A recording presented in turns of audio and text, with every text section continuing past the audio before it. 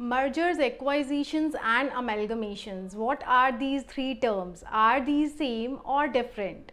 Hi, I am Rupanshi Pruthi, an assistant professor by profession, and today in this video we would be understanding these three terms in a very simple manner. See what happens usually when we go for interview, especially for finance and accounting roles. So this question is usually asked from us, that what is mergers, what are amalgamations, is there any difference between the two, or are they same? So even after pursuing MCom, BCom, MBA or BBA, we are unable to answer this question. So today we are just going to understand these terms in a very simple manner. So let's get started. Whenever the two companies go for consolidation, they can either go for mergers, they can either go for acquisitions or amalgamation. In consolidation, there are two parties involved. One is the acquiring company and the second one is the acquirer company. So acquirer company is that company who is going to take over the assets of the other company, who is going to take over the control of the other company. Whereas when we talk about the acquiring company, then acquiring company is that whose assets and liabilities are finally taken over by the other company, or we also say acquiring company as the target company.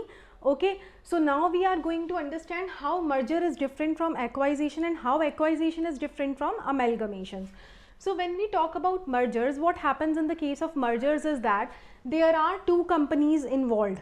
Now as you can see on the board, in merger there are two companies involved. They are consolidated into a single entity with a new management and an ownership structure. Say in merger, when two companies are consolidated, then they are having a new management as well as a new ownership structure.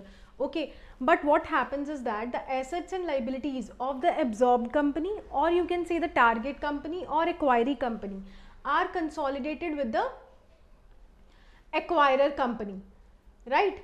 Are consolidated with the acquirer company, but the identity of the acquired company is retained. See what happens in merger is, when one company is consolidated with the other company, then a new management and ownership structure is formed. Okay, but the assets and liabilities of the acquired company are added into the balance sheet of the assets and liabilities of the main company.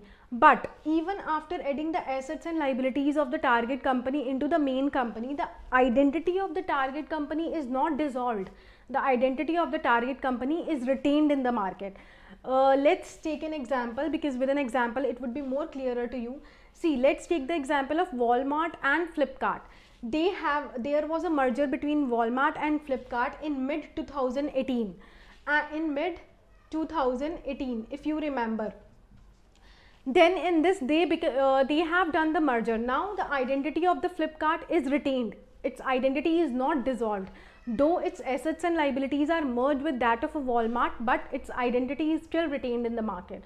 So that are called merger. When two companies merge together, they create a new ownership and a management structure, but the assets and liabilities of the target company are added into the main company, but still the identity of the target company remains in the market. Okay, so this is the merger. Now next comes in line is acquisition. Now what is an acquisition? In acquisition, what happens is that in acquisition, main or acquiring company purchases the portion of entire share capital or assets and liabilities of the target company and shows a sense of authority. See what happens in case of acquisition. Acquisition is just as simple. In this, one company come and it acquires the assets and liabilities of the other company and having a sense of dominance over the other company. So therefore in acquisition, acquired company therefore ceases to exist as main company takes the charge. Now who is the acquired company, who is the target company whose assets and liabilities have been acquired? Basically it ceases to exist. Now it no more exists. एक company ने दूसरी company को acquire किया, जो दूसरी company थी, छोटी company थी, जिसके एसेट्स एंड लाइबिलिटीज एक्वायर किए गए, अब उसकी कोई अपनी आइडेंटिटी नहीं है. Now only one company would exist in the market. Okay, so that would be the main company. So as you can see, it is highlighted on the board that main company acquires assets and liabilities of a target company into its own balance sheet.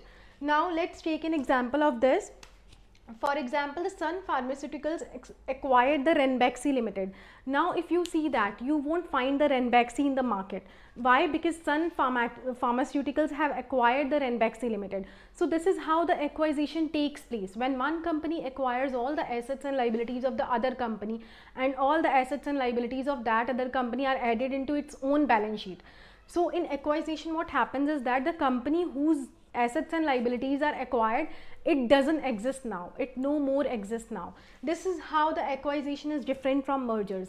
Whereas if you have seen in the case of mergers, the company, the target company, still retained its identity, but in the case of acquisition, the identity of the target company is not retained and it ceases to exist.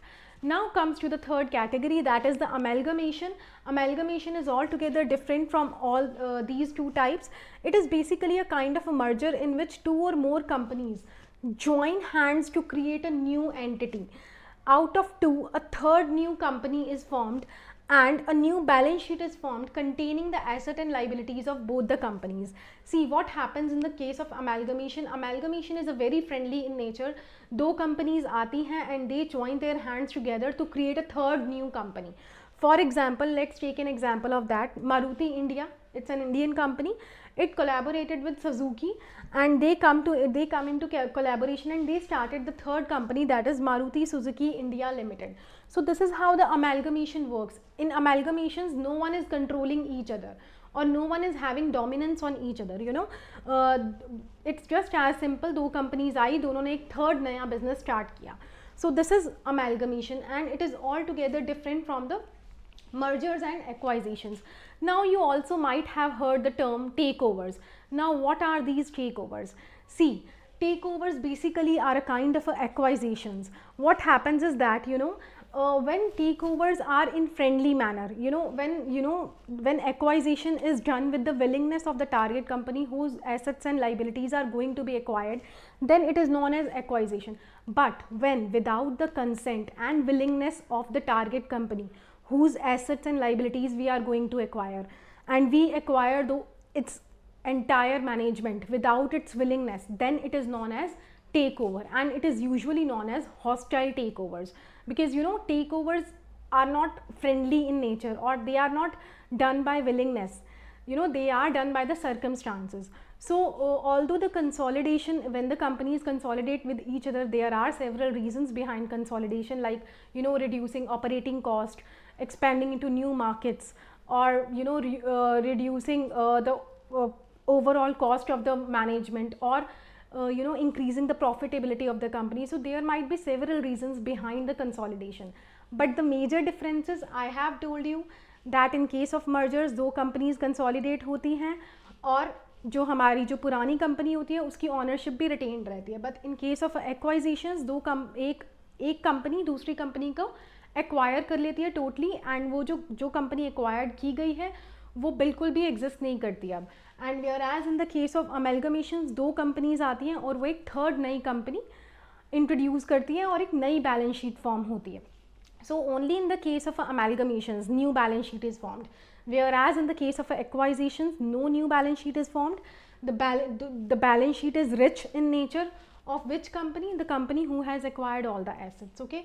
And in case of mergers also, there is a old balance sheet in which all the assets and liabilities of the, you know, acquired company are taken into account. So this is the difference between the three terms. I hope it's very much clear to you because I have tried to explain you in very simpler manner. So thank you everyone and have a nice day. So if you find this video very much helpful for your interviews or for other purposes, then don't forget to subscribe our channel and don't forget to like it and share it with your friends.